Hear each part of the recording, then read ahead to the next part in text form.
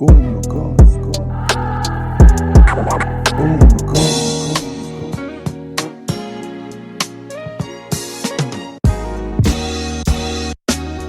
Gooner fam, what's good? We're back with Kyle, our Durban Gooner. He's going to give us his insights as to the first match of the season, new season here, Brentford to Arsenal. No, man. Kyle, welcome back. New season, you know how it goes. So I don't know. Tell us what you made of the game, how you feeling. A lot has changed as I can see there. Yeah, I mean, you say new season, but as you said, probably the only thing that's changed is the fact that I don't have a beard. I mean, pretty much the gameplay, everything that we're watching is pretty much how we left off. Very flat, not very imaginative, and a lot of the players, especially on the attacking sense, playing very safe. I did see at least that's one positive that I did notice, like Ben White try to spray those passes, but pretty much on the attacking front, it just didn't seem to work out for us. It seemed like the approach was, let's get it out wide, let's get crosses in, but they had big boys in the center of their park, especially at the back, for us to go and try win those headers. I don't know if we win one. Did Balogun or Martinelli win any of the crosses from Tierney putting in? I didn't see any. And yeah, I mean, just on that, it just seemed that they were up for it. We weren't. I mean, when the fixture list came out a while ago, we already knew that we had a tough run. So in terms of preparations, we knew we had to be ready for the first game. Pre-season, it didn't give us much excitement.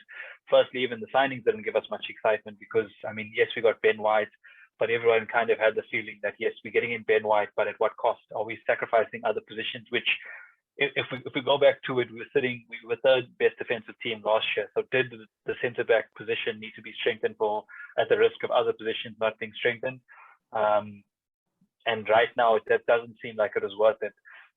One thing that we were chatting about, I know in the Arsenal groups, we spoke about the fact that everyone keeps saying that, yes, we can wait till the transfer window closes on the 31st, but is that going to cost us 9 points? I heard some of the other guys saying that, like, we're giving other people an advantage. It's like almost saying, you know what, Mike Tyson, come, let's have a box, but you can have a few punches before we even start fighting, and then we'll start. So you're giving someone that you know you're going to lose to an advantage over you. So, I mean, we know that we're so far behind Man City, Liverpool, United. We're so far behind these teams with regards to our team, the way we're playing. And on top of that, we're saying, well, you guys, have a 9 point advantage on us, and let's see how it goes. And that's kind of how it felt as a fan, because everyone else kind of got their business wrapped up. You look at what United did, they had pretty much everything sold up. The Varane deal, the only reason why for the delay was the quarantine period. But I mean, he wasn't really the biggest miss from there. Sancho's really looks like he's good to go. But I mean, coming off the back from what I saw from their last season till now, I see progress. I see hunger. I watched our game, and all it showed me is, one, that we were unprepared, and I didn't see any fight from anyone on that pitch. That determination. I mean, I think back to the match. How many challenges did you see us actually put in? Where you're like, yes, that's a strong one. Like, did anyone show that feel? I mean, we had young Balogun, we had Martinelli. We know they're going to give us effort, but did we see them go into any hard challenges? We see them go into to kind of show that if we put it, like even leave on one of the guys, just to show that we're up for it. But I didn't see much from any of the guys, and that for me is a worrying point. I know everyone says yes, it's the first game, but for me that was my biggest concern: the fact that we've done this before. We didn't seem like we were prepared, and the same frailties that we saw in pre-season is some of the frailties that we witnessed in the match as well. So for me, it's just troubling times as an Arsenal fan. I don't know where it kind of leaves us. There's not much positives that we can kind of draw. I mean, that's how we kind of seem. Like, we want to be optimistic, we want to be positive, and everyone says you're being negative, especially people amongst the fan base. But I'm trying to be as positive as I can be. And right now, the club, the players aren't giving us anything to kind of go off. Even Arteta is not giving us anything to give us that positivity that we can do something this season. Yeah, no, 100%. It's you touched on a few things there, but that game, like coming into the season, we knew there wasn't not a lot of hope because we ended off last season not the best, but it's still that excitement, and I think just the first game up, and as you said, like we thought maybe there's a difference, maybe there's a bit, show us something, and the problem is now I remember talking to you last season and the chats that we had. We were even though we were doing bad, we were still like pro Arteta and pro certain stuff. But now it feels like times are changing, the tide is changing, and he's going to force a hand that, he's not going to like to play because he's put himself into these positions. And then even like just breaking down the game, like as you said, let's just say no midfield that was really doing anything, no upfront attack. And maybe you can break it down. What happened with the kids? When we played out the game was Brentford. Brentford did set up quite well. I know a lot of people talk about them, but they set up well. Do we not approach it right with the players, or was it Arteta? And then also, what was losing Lacazette and Aubameyang at the beginning of the game, like due to illness, was whatever it be. Was that also something that could have contributed to us at least getting maybe just a goal or even 3 points were ideal, but yeah, and then maybe the positive that I can take out the match was Emil Smith Rowe didn't have a bad game, but Lokonga had a really good game. He did not a great game because every time he made that extra bit of ground, he got stopped by our front line doing what they were doing. But he's playing the game. So yeah, maybe touch on those things there and how you felt within the match. Yeah, man. So look, the first thing that I could say is we've been looking sloppy the whole of preseason. We say that as fans, our biggest things that we need to kind of look out for is our set pieces. We knew that. Brentford knew that. Brentford could see frailties. And if we look at our games against Rangers and Hibs, set pieces, corners into the box, we're not jumping. And again, we're buying Ben White. Ben White's not the tallest guy. Maury is there. I think Ben White's at 6'1". He's not the tallest guy. He's not known to be domineering in the air. So really, we knew we weren't going to have that physical presence. But I thought in terms of tactics, we could block runners because that should be something that we could do. But I look at, and again, it's about us doing our homework. Brentford, remember, we snatched up their set piece coach. They were very good at set pieces. They got some imagination about them, especially from the long throws. And if I look at it, we get that guy, Kenos, or I don't even know his name. Yeah, I remember. But that guy's a right back. Chambers is defending him one-on-one. He's a right footer. He likes to go on his right foot. Show him down the line, make him beat you down the line and get across him. What does he do? He's too slow to get out, first of all. He kind of gives him that space. And once he gets the foot in, he's kind of off the mark. Chambers cannot recover and get in position to kind of block the shot.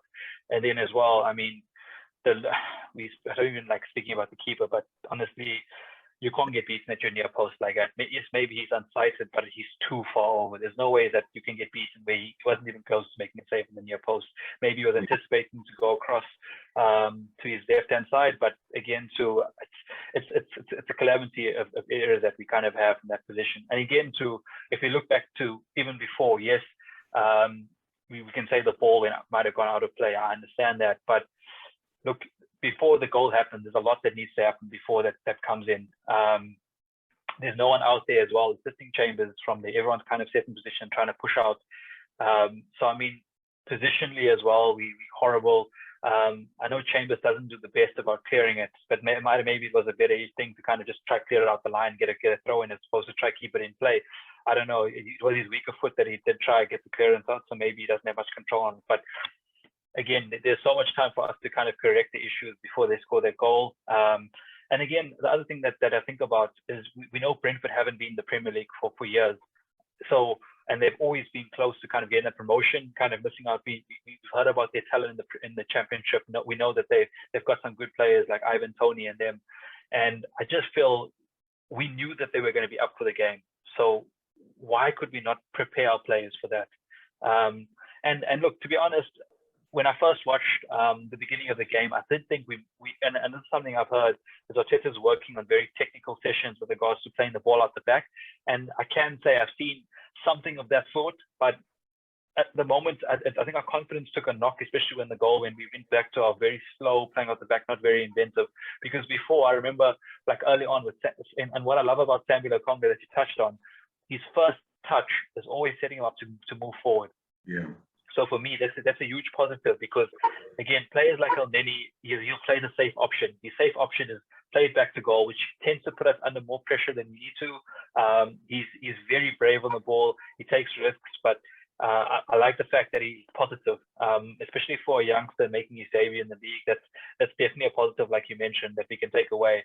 And again, I saw that nice nippy play with him linking up with Chambers, but again, the game plan looked like it was, let's get this ball out to Tierney. And if I think about it, Emil Smith-Rowe, Balogun, Martinelli, and Pepe, if I had to ask you which one of those do you think would win a header against a centre-back, you'd be struggling to kind of give me a name. And again, that's what I kind of saw. So I don't know what the game plan was from Arteta, but if it was we were getting more space out the left-hand side because Xhaka was kind of covering that left-back position, which allowed Tierney to push on and get those balls in behind. But for me, it was just about creating chaos in the box. But a lot of his crosses as well was very close to the keeper. It wasn't really giving the boys much to attack on. You know what I mean? I think there was the one ball that he did feed back to Pepe, and as well, I mean, we were having a joke about it with the guys because this is the keeper that we wanted to replace Emi Martinez, but they wanted too much money. I think we sold Emi for 17. I think they wanted over 20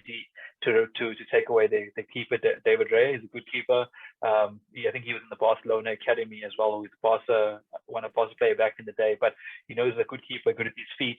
And funny enough, if we think about it, if he was in our goal, would he consider that near post goal? I look at that Pepe shot, and I see him making that solid save, holding onto the ball, and it just reminds me of a lot steady keeper. Yes, it's maybe not in the same circumstances behind the player, but I feel the ball coming to you very quickly. You did kind of well. So yeah, maybe it's also too early to judge with regards to Leno and start creating this Emi Martinez. I think from last season we can clearly say that, you know what, it was a bad deal. We didn't do well to replace him, especially with Runnison. And the frustrating thing is when you look at our bench, we're looking at Carl Hein on our bench, and we don't even have Runnison there. So it looks like he's on his way out.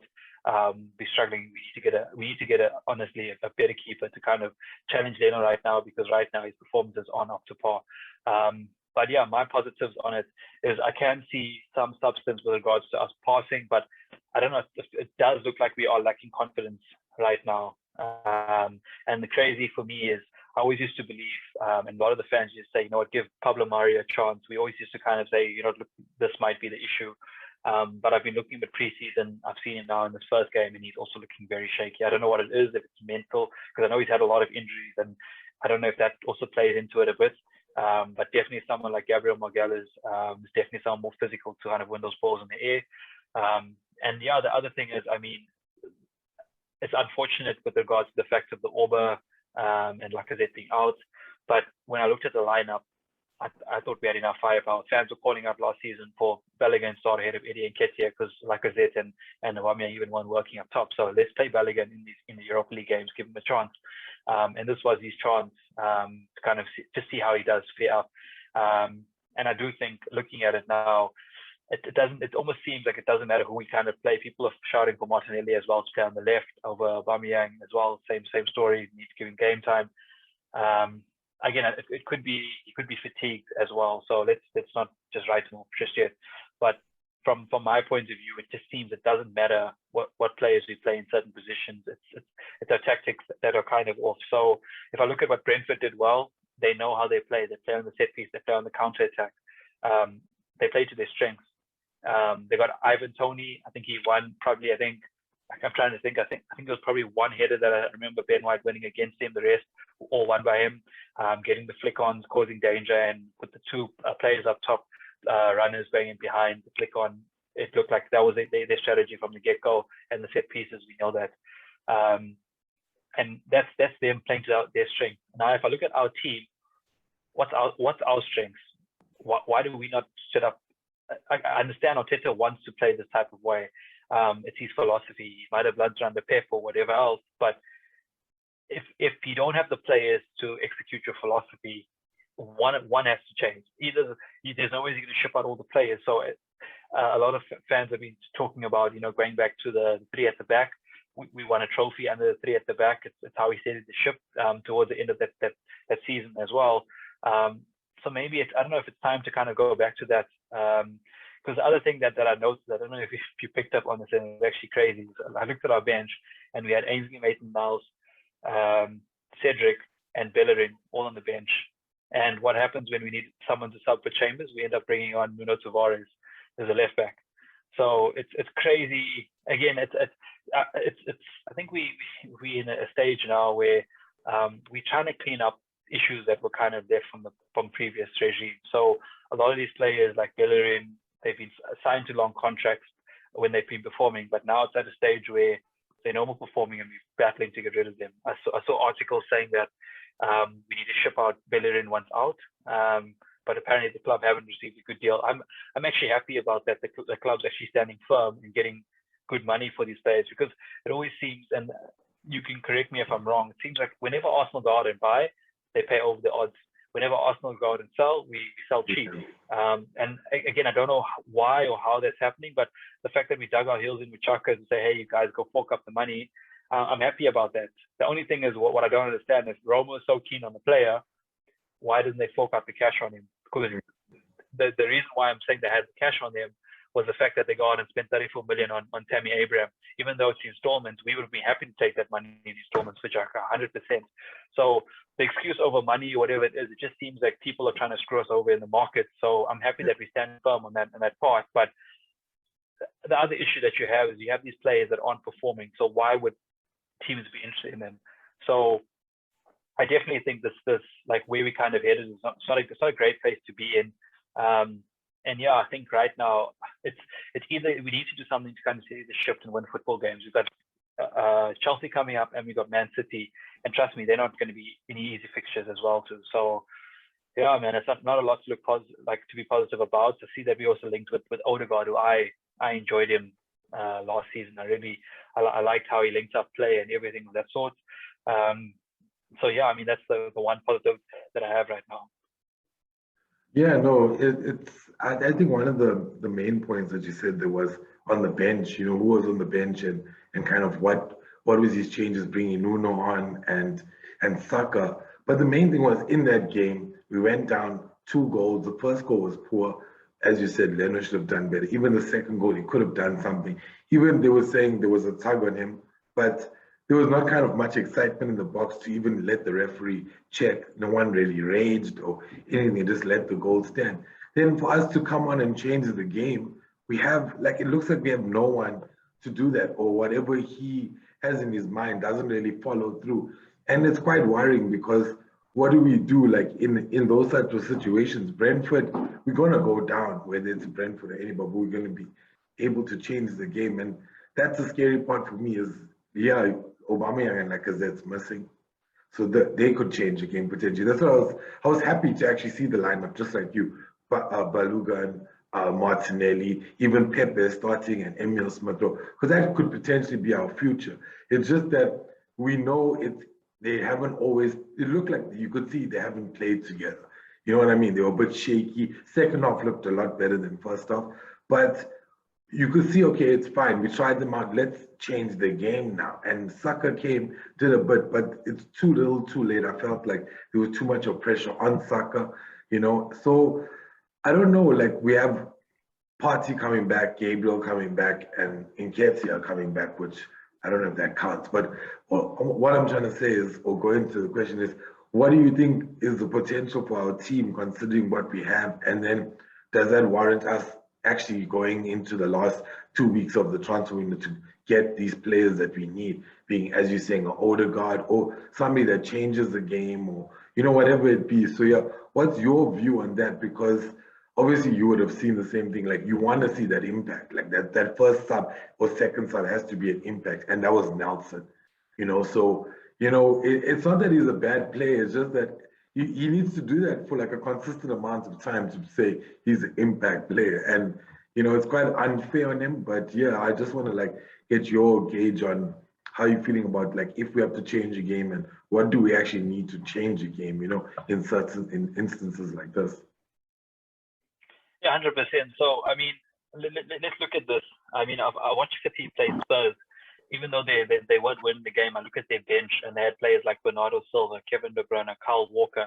Already that's 150 million bench that they have there. So it's chalk and cheese at this point in time. But look, we could easily make stars. We could be speaking here about Eddie Nketiah coming off the bench, and he could be a star one day. You know what I mean? So I mean, you look at players like Mason Greenwood. I mean, Saka was fairly a nobody, but it's on these players now to kind of step up because there's opportunities. Like Ainsley Maitland-Niles, there's a place for a right back.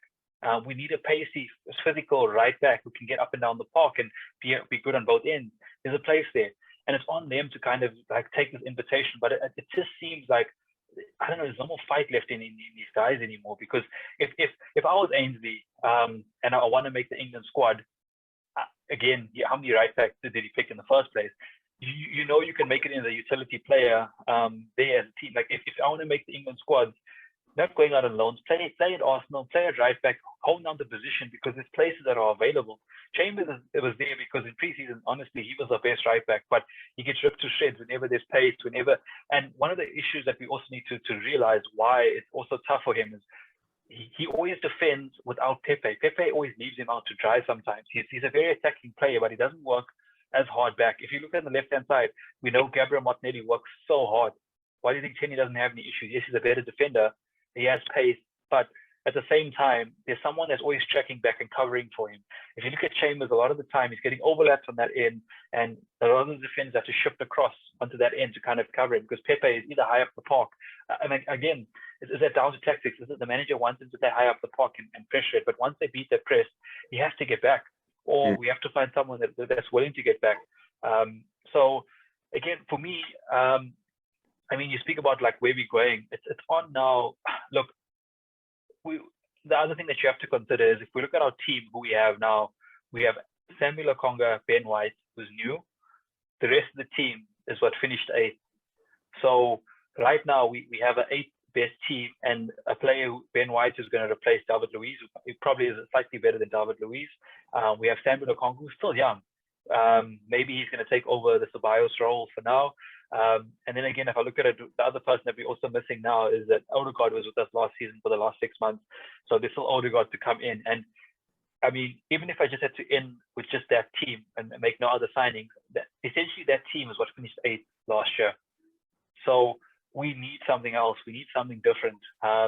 Whether it's going to be in a Wow, Madison. Yes, I think a Ramsdale does strengthen us. It gives us another player that's basically going to push them to become better. We need that backup keeper. If anything happens to him right now, we're in trouble, and we know that.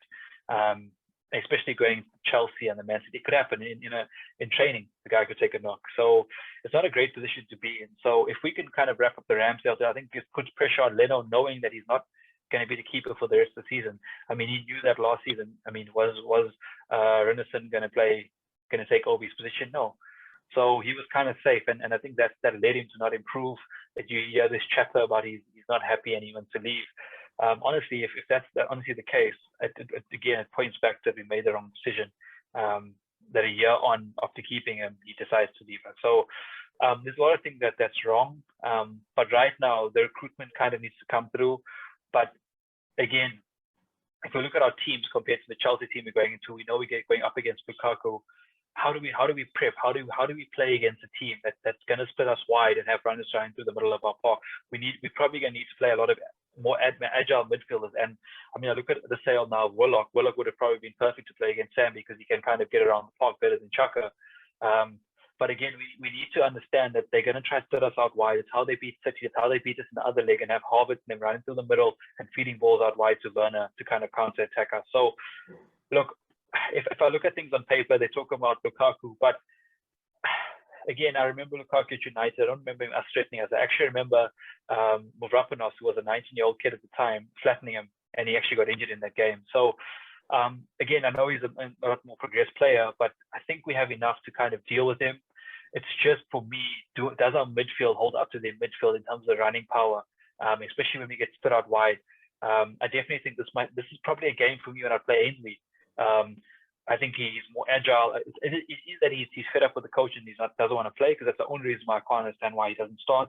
But for me, this is a game where players like that, like a Balogun might get another run, because already I heard with the COVID story that Lacazette's going to be out. So yes, we did badly. We know Martinelli can perform in this game. We've seen him do it Chelsea away. We were 2-0 down, and we're 2-0 down, red card, and we came back with that wonderful goal that he had. Kante does a slip, and we know he runs basically almost 100 meters and scores a goal. So we know that they're capable of doing it, but it's on the players now. Changing the manager right now is not going to do us anything. Everyone's speaking about let's get in Conte, but Conte left Inter because they weren't investing in his team. First of all, we have to also remember Inter's broke now because of all the signings that Conte wanted. They didn't have the funds to kind of back them up. Even though they've won the league with that team, let them off in a worse state. Do we want to be in a position where we win the league but have to sell our players next season, or we bankrupt because we don't even have money to even pay them, like how Barcelona is kind of finding out now? It doesn't make sense for us. It doesn't work to our model. So right now, our best chance is to try and get the best out of what we have, to try and milk and squeeze the juice out of these players as much as possible. And whether it's changing the system to fit the players, because right now, that seems to be the easiest fix. We change the system to fit what we have. We're not going to get anything better. Let's change the system to try and make this work. Whether it's we sit deep, we play on the counter attack, whatever it's going to be, we need to make the system work now for what we have. Because trying to play the Arteta way, the players don't seem to be the right players for him. We always seem to be chopping and changing. And the other thing as well too is, like, as fans, we try to be as positive as we can, but it's very hard to get behind the team. We've kind of just left it where we left off last season. So like going into these games, like the best thing that I can do, and if we are looking at a manager, personally for me, Brendan Rodgers is the guy. I've watched him go to a lot of his teams, and I look at him when he steered Liverpool, especially when they weren't doing too well, up to where they are. He made Liverpool, honestly, back to the team that they are right now. He built the infrastructure that Klopp and these guys came after, kind of just rode the curtails. But for me, that's the manager that I would get. And people always say, oh no, he's at Leicester, why would he leave? I think people forget the size of the club in terms of infrastructure and the backing and the renownedness of the club. And Leicester will always be a small club compared to Arsenal. Well, maybe not say always, because you never know what's going to happen with us. But right now, even though we get the 100%, the chairman and everyone's on board with regards to there, we have a better project, we have a better infrastructure. We definitely get someone like that in. So, by changing the manager for Rodgers, which I doubt will happen after the first game, I think they'll probably give him till Christmas, like what they did with Emery. The best thing that we can do right now is first to get some signings, to get the fans back on side, and the second thing that we can do is at least try and milk out as much as possible of these players. We need to get Balogun and them firing, play to his strengths. Balogun's good playing in behind. Let's get some balls in behind. Instead of playing balls into long balls into feet, let's get balls in behind. Let the defenders be running with their backs to goal. Let them make them turn around, have to defend, because I think that's the only way that I can see us starting to threaten these teams, especially with Chelsea. Chelsea are very slow defenders. So for me, that would be the best option going forward.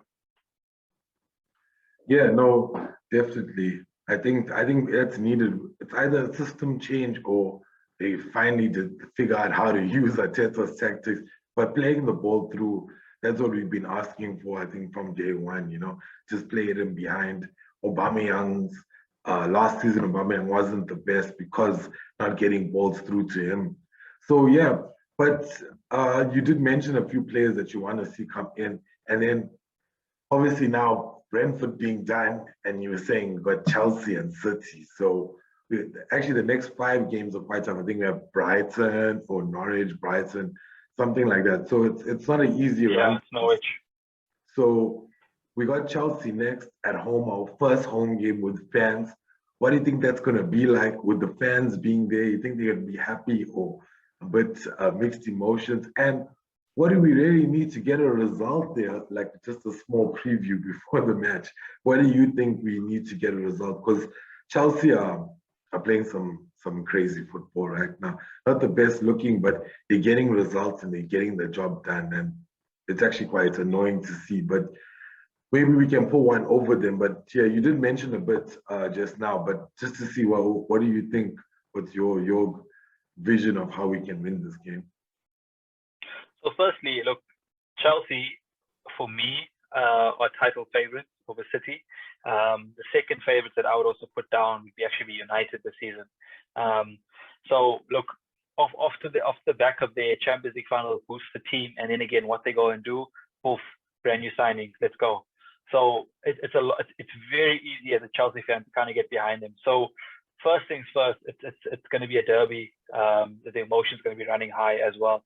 What we cannot do, and this has happened in the past against Chelsea always, someone does something stupid, we get a sending off. We cannot afford that. A sending off against the team or a penalty or anything, it's going to cost us. I think, first of all, I don't think Lukaku will probably start the game. You'll definitely probably see a Werner and Havertz and them up top. I think Ziyech as well. I don't know if he's recovered as well from his knock. We'll check the news a bit later this week. But if I look at it, Pulisic is quick. He's going to cause us a lot of problems. He could be playing either on Chambers' side or he could be playing on Tierney's side. So first things first, I think we need to get someone that's going to be up and down the flank, someone like Cedric, someone like Ainsley Maitland-Niles, firstly from the lineup perspective, because at least that gives us a little bit of mobility on both flanks, where we know we've got people that can get up and down, block crosses, cause danger on both ends. You know what I mean? So that for me would be the first thing. You probably have to leave the centre back the same. I don't see Holding coming in for Mari personally, just because he likes the balance of the left foot, right foot. And again, I think pretty much even in the midfield, it's pretty much the same. Partey's only coming back off the international break, so in September sometime he'll be back into training.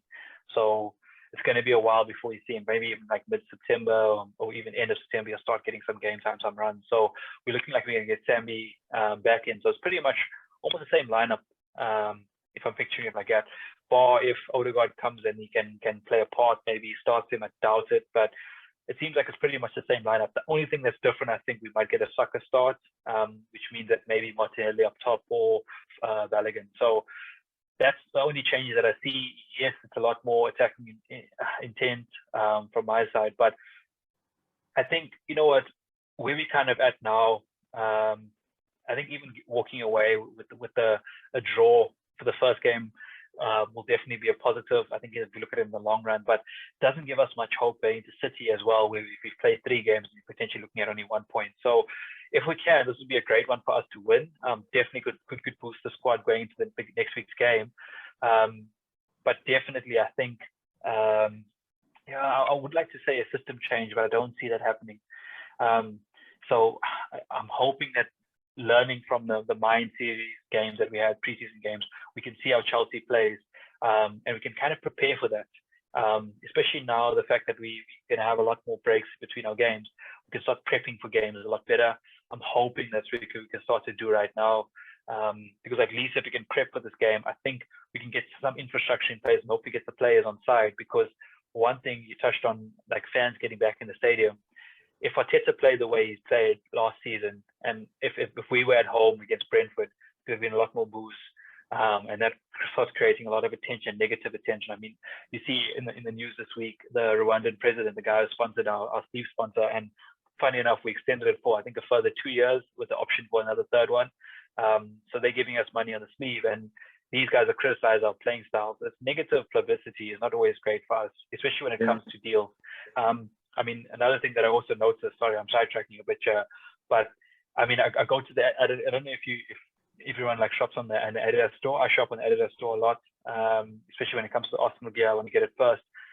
This year, the away kit was the only kit to get released there. I kind of missed out on jumping on the kit because I was waiting to see how the other kits came out and what they look like.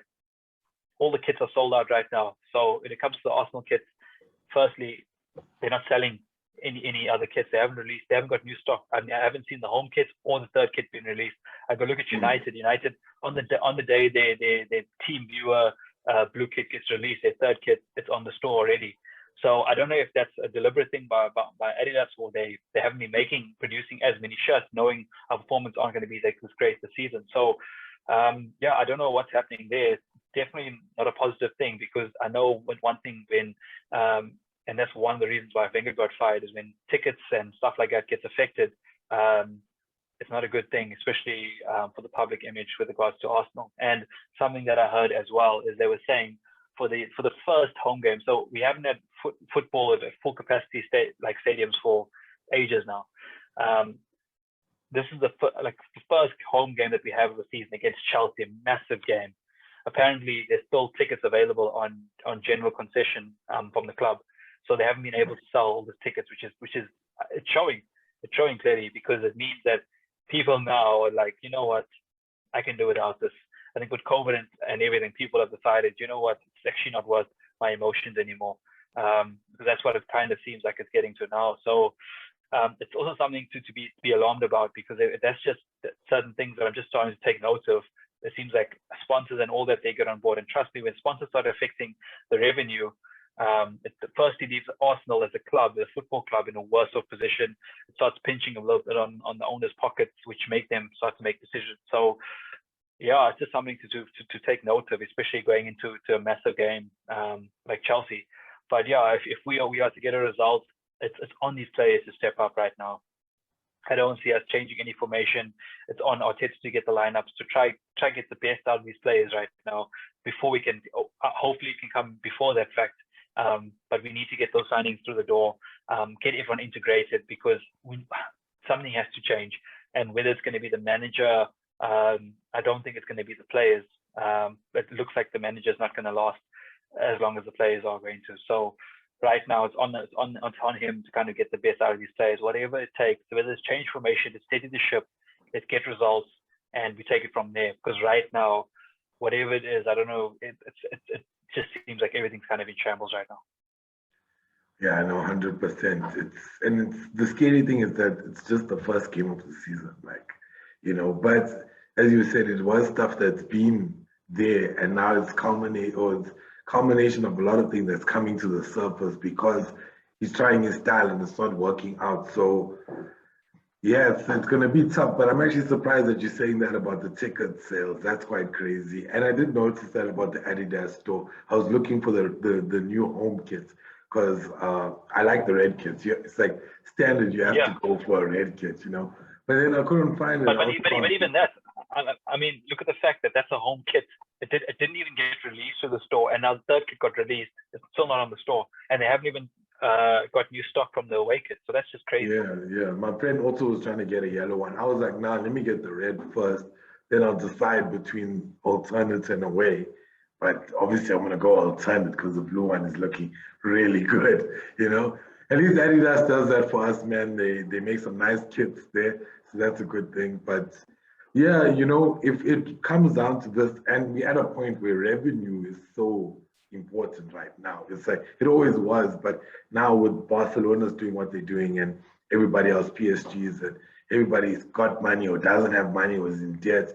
Right now, loss of ticket sales is crazy because I was watching the Tottenham game and it was full. Well, every game was full, but Tottenham's new stadium is like 3-4 tiers, and it was like 2 capacity. And I'm like, when you're telling me this against Chelsea, it's quite disheartening, but it makes sense. Like, that's the problem. Like, now last season, you're like, nah, it's cool. I understand. Just give it time. And now, as I said, things are boiling to the surface. So now you're just like, you know what? Like, people are just fed up. Even the one guy did a show with, he's like, look, I'm not even going to buy Arsenal gear this season.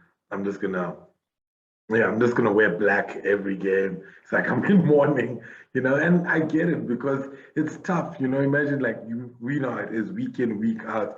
I've probably spoken to you over all the losses that we had last season, and it was even tough doing the videos or even chatting because it was like a tough time. So yeah, I think you are right. It's up to the players now, and that was one of the things you did mention last year. It was like Saka, few players stepping up, but now we need more than that.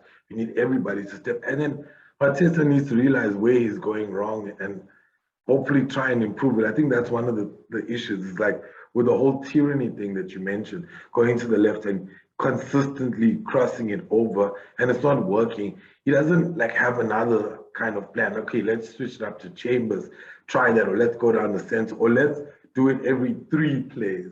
Let's act like Tierney is going to do it, and then on the third one, cross every other one 90, like 45 at. Stuff like that. And I don't know. It's just maybe it's the players like in the game, but yeah, it is quite the sad part is like, it's just the beginning of the season and we should have had 3 points against Brentford because going into Chelsea and City, your plan was at least have those three. We get 3 out of 9 is not too bad because, and the worst part is that we already wrote ourselves off. That's like, I think the terrible part right now. We know Chelsea and City are good, but like to write ourselves off like before the game starts, it's like we know we're in a bad place. But yeah, man, it is genuinely at a disheartening time right now, and I don't even know what he can do to change it or who we need. So you were saying Lacazette and Aubameyang have COVID, so they're probably out for like 2 weeks, 3 weeks. So Yeah. I don't know then. Like we stuck with pretty much the same team as last week or Friday. Yeah. So I mean, the team's pretty much going to be the same. So I think again, it's not giving us a lot of positives, and it seems like no one's still coming through the door. We can't get rid of guys. So yeah, I mean, it's not a lot to kind of look forward to. But I mean, if we look back to last season, if I had to ask you who was our best performing outfield player in terms of like senior player, let's not worry about the young players. We know Emil Smith Rowe, Saka, and them. And as a big club, if you're struggling to give me a name like that, that's troublesome because that means what are our senior players doing? If they aren't the ones performing, how can we expect these young kids to go out there and give us all they got? So it's definitely something that I find a little bit troublesome, purely because I just don't understand like what exactly is happening with the senior players because. And something as well that's just reminding me now about senior players. Arsenal is the only club that I know when a player decides to take the captain's armband and throw it on the floor, they take it and put it back on him. I know that just snuck under the radar, eh? That in the game. And I thought, you know what? I was into Arteta's interviews because obviously I love watching the build-up, first game of the season. And he had an interview with Sky, and he was like, you know what? The guy in charge of fines, so giving out all the fines at the team, is actually Tierney. Tierney's the fines master, so he has a little bit of like seniority at the club. Why not? This is the chance to give him the captain's armband, but it goes back to Granit Xhaka. It just shows that everything that he did now slipped under the rug. You guys all forgot about it. But yeah, let's see what happens. He's going to be captain at the home game. I know one of the reasons why he also wanted to leave was he got a lot of abuse, especially from his family used to get a lot of abuse. So trust me, have a bad game, make a bad pass in the Emirates Stadium, and you're going to know about what's bad abuse because those are feel it again. Yeah. And the other part was for the Brentford game. It's exactly what you say, the senior players and then Xhaka being captain, but nobody just like stepped up as a senior player and try to control that game. I don't mean in play or in, you know what I mean? Just like try to carry them through, give them like the motivation, like something a David Luiz tends to do, like those kind of like speeches. It's not about play. It's more about like, just like get the guys, be like, no, don't move like that. Just try calm the game down when it's so intense, And I think that's the thing with youthful players, like your youngsters, they can play. They just need somebody just to reassure them that, you're doing everything all right. Because sometimes, like, let's be fair, like Balogun was a little bit not out of his depth. It's just that it's very tactical Premier League. So they can mark you out of a whole game. For 90 minutes, you can be marked out of a whole game. That's the margins. And he couldn't maybe not deal with it. Maybe we didn't play onto him quite well, but he couldn't really recover from that. But we also didn't have a senior player being like, hey, dude, look, let's try and move him this way, or Balogun come out, or you know what I mean? Anything like that. So I felt nobody tried anything. I know Smith Rowe tries stuff, but he can only run so much, bro. Like, and the Lokonga dude, he was also doing something, but it was just a bit frustrating when you see this, when you see this kind of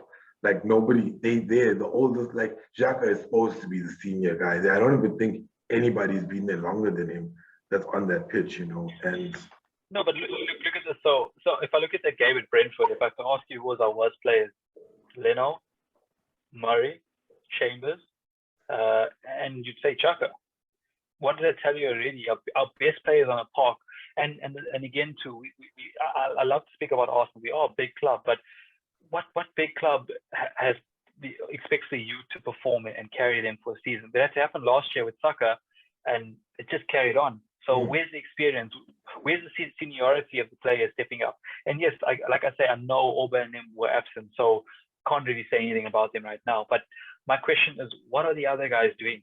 What are they doing? Because right now, it seems like our senior players are our worst players. And I mean, we have players like Gabriel Magalhaes who's gonna step in. It almost seems like he played a lot better as well, but you wanted him to be partnered with someone experienced. That's why they wanted the Luis and Gabriel partnership at the back. But now it's going to be again. And Ben White's not a young guy either. He's 24, so he's almost in the mid range as well. So we need players like that. We need leaders in our team and someone to step up. Tierney, yes, he had a stellar game. But again, a lot of his crosses, he didn't have the best game ever. I think he was one of the better performers on the pitch, so I can't knock him on that. But again, players like Tierney, very young, very new to the club, he's the one that are better performers. What does it say about our guys that are there 8, 9, 10 years at the club? I don't know how long Granit's been there. It feels like he's been there for ages, but do you know what I mean? Like, what is it saying to these guys? And now again, we're throwing in young Balogun, we're throwing in young Martinelli straight off the back of Brazilian Olympics. No rest whatsoever, straight back in, first game to start. We're asking a lot of these guys. It's a lot of pressure, and I wonder why a lot of our youth don't tend to succeed. We look at players like Joe Willock and them, because they come on, they expect it to perform. They don't perform. Cheers out the window. Eddie Nketiah, we expect you the best goal scorer in under 21, come score goals in the Premier League. Come on. And they don't perform, and you wonder why. I look at how did Pep integrate Foden? How lovely it must have been for Foden. A very skilled, talented player. City winning 3-0. Oh, cheers. Let's bring on Foden. You know, a little bit of showboating. Just calm the play down, move the ball. If you lose it, you know what? No pressure. We three up. And those are the type of games we gain experience. Slowly but surely, he started being a more integral member and started coming on when they needed goals and things like that. But when he first started off, he was just the guy that come on, 3-0 up. I look at United had the same opportunity. 5-1 up, just bring on some kiddies, have a good time, enjoy it, enjoy the ball, you know what I mean? Yeah. So, I mean, you can have that luxury. I mean, look what they did with Jadon Sancho. Luxury, bring him on, just express yourself, enjoy it. You don't have to score, you don't have to, no pressure on you. And the problem is our youngsters keep having to come on and have to perform. When they don't perform, we're slagging them off, we're flicking them, and it's tough, man. I feel for these guys right now because everything from top to bottom is just not being run correctly. And again, I don't know if it's a result of previous regime or whether it's something we found ourselves in, but we know that we're kind of spending on a Champions League budget with not even a Europa League team at the moment. So there's definitely stuff that needs to change. And the only thing now that I can think that can change it is if these young players step up and they'll increase their own value on that sense and start making our team a little bit more luxurious. But as well as these players need to step up. They need to be the ones in these big games. They need to have those moments. You can't expect Pepe needs to be the one to take the game by the scruff of the neck. And he gets these chances. I mean, the other frustrating thing is watching the game. I don't know how many chances we had. I think someone said 20. I don't think it was as high as 20. But how many shots on target did we have? You know what I mean? Every chance that I watched us, we're hitting over the bar, hitting left or right. If we're going to practice long shots, we've got to hit the target, make people work, cause some danger, make the people have to pair it into numbers. It's nothing of that sort. So, yeah, for me, it's not much to be positive about, but players have to step up now. Unfortunately, we're in this crisis, or I call it a crisis, but we're in a situation now where our youngsters have to perform. And look, I wouldn't get on the back of the new guys. I'd definitely get on the back of the people that are constantly making mistakes. But I'm telling you right now, fans are at like breaking point now. So going into that home game, there's going to be pressure on it. The fans are going to put pressure on it. The manager's going to feel it because even in press conferences now, Arteta is very snappy. You can tell it's getting to him a bit. So he's like hostile. Yeah. People asking him about transfers. He's like, no, we're going to have to do what we can with what we have. Simple. Like, do you know what I mean? You can tell it's getting to him. And what we definitely need to do now is either we're gonna live up to that pressure or we're not. But right now, we have to at least get our most senior players just give us a good average performance, better than a horrible performance. Because all we've been getting is rubbish from them. One of these guys needs to step up to the plate, and it's about time. That's just off. Yeah, no, 100%. I think I agree with you there. We just need one. If we get like that's before we end off. If we get like this could be a turning point. You know, in all seasons you have that turning point where you play bad and then that one game just lifts you up. And Chelsea was actually a turning point. Was when Lampard, yeah, last season. That's when Smith Rowe came in and he did some stuff. So, excuse me. Let's hope it's the same for this season because a win of this will really spur us on, especially home, especially with the crowd. You know, and it's a London derby. So let's not forget that. I think it's actually quite sad that it's kind of downplayed because we all are so frustrated right now. And I totally agree. Like we all are on breaking point. I know guys that were like pro Arteta. There's guys, as I said, want to use the kids. Pro Arteta, they're like, this guy must just leave. I just feel that what he's doing is gonna become the inevitable. Like he's gonna get sacked for what he's doing. You know, it's like Emre all over again. And you know, we've been to too many rough patches in a short time that it's actually quite annoying. But yeah, I do agree. These guys need to step up. Just give us one or two good performances. We could get like 6 points out of this possible 9, which is very hopeful. That will give us something to at least cheer on for the rest of the season and know that they have the ability to beat top guys. You know, I think losing to Brentford is really it's disheartening because they're Brentford, but remember they're also coming up. They were organized. They maybe none of them were on international duty. None of them played. They just were resting. We don't know. Or maybe someone knows. But yeah, for me, maybe that was a bad loss. But we know that next time we need to prepare better and we'll come back at them. But at City and Chelsea, like City now needs to win. So when they come and play us, they're probably going to be a win and a loss down, you know? So they might win. I'm sure they're going to win their next game because they need to. But if they don't, it means they come to us needing a win. So we might be in hopeful positions, but I think it's doable. It's just, yeah, we need these guys to step up now. It's too much agony right now. I think lucky last season we ended with a win, but like you know, to start off the way we started off is just I think it just gives us a flashback of last season, like all over, like mid December again. He just like ish and yeah, but Kyle, you know, it's always a pleasure having you on. I don't know if you want to have any last comments before we leave, going into Chelsea. Yeah. Yeah.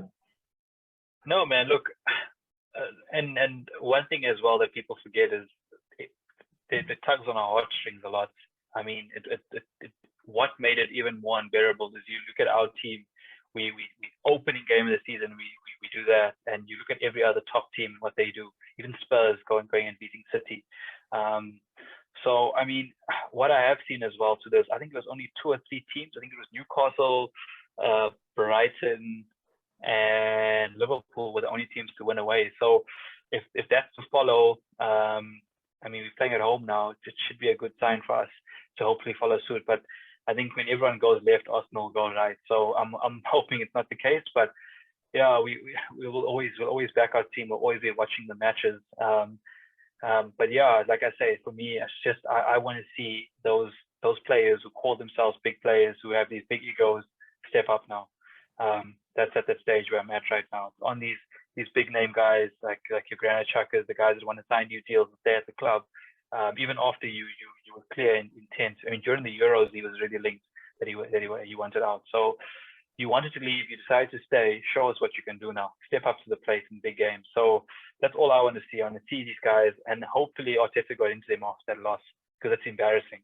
I even heard after the game, he actually came out and apologized to the traveling fans because it was embarrassing what happened. So, I mean, all the stuff coming out in the media, and I think about this as a player. If you were a player in that dressing room now and you see all this media, you see even the president, who's your sponsor, come out and tell you that's shocking. What else do you need to get fired up for a Chelsea game? So right now, there's nothing that you need to you don't have to be like Michael Jordan and invent stuff and start making many rivalries. Yeah. You don't need to invent anything. It's there. So it's on these guys now. There's enough fuel for their fire to kind of get them going. And yeah, hopefully this just lights a fire up their arse, and these guys can get firing for this game, honestly. Yeah, no, I agree. We need it. We need it. It's a big one, but yeah, Kyle, thanks so much for coming on, catching up. New season. It's always great to have you back on. And yeah, on to Chelsea this weekend on Sunday. So we'll see how that goes. And it's me, Keish. It's Kyle. It's Gooner Cast Essay review of Brentford versus Arsenal.